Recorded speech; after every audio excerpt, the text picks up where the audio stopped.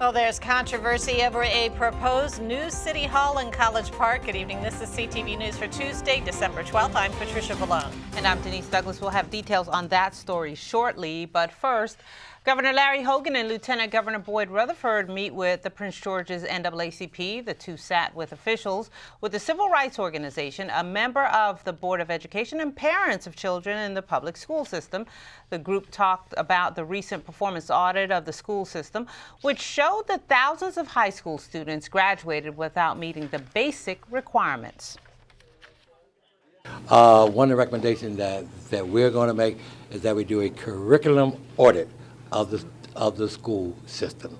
Other thing that we do, parents and community are upset that they have not had a response from the county exec or Dr. Maxwell, have not had a community meeting about the audit. We suggested that they talk with their representatives to Annapolis, the House delegation, the senators, talk with their county leadership and express these concerns to them as well.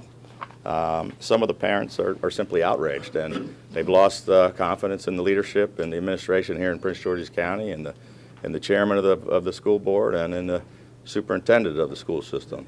But that's not up for us to decide. That's for the county executive to decide. School officials say they have been working on addressing the concerns of the audit, including meetings held today with guidance counselors and administrators. The county has until the end of the month to respond to the state regarding the audit. Also, the NAACP says it's planning a town hall meeting to discuss the future of education in Prince George's County.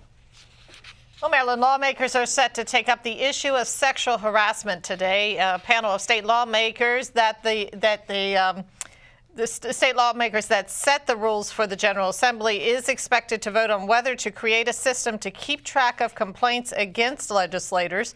The proposal would allow the public to see which, if any, lawmakers or staff face sexual harassment claims and how they were handled. Currently, that information is off limits to the public.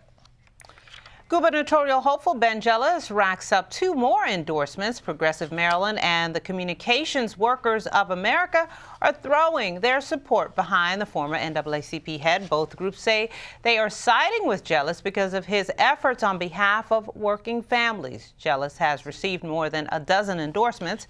He faces other Democrats looking to unseat Governor Hogan in the election. A woman who campaigned for a school board seat is told she's not eligible to run in District 6. That news came after she announced her candidacy, filed the paperwork, and raised $6,000 toward her campaign.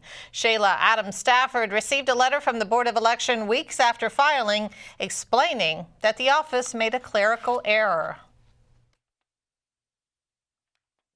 One of my opponents called the Board of Elections, and they basically gave my address and asked if it was within the district. And then from there, they did an investigation and realized that it was inappropriately assigned.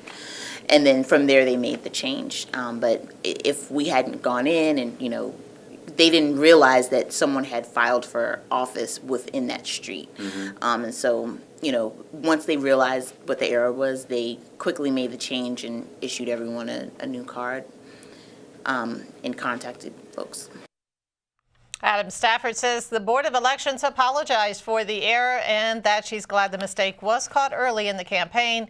The would-be candidate had to return funds to all of her donors. She won't be eligible to run in her correct region, District 4, until 2020.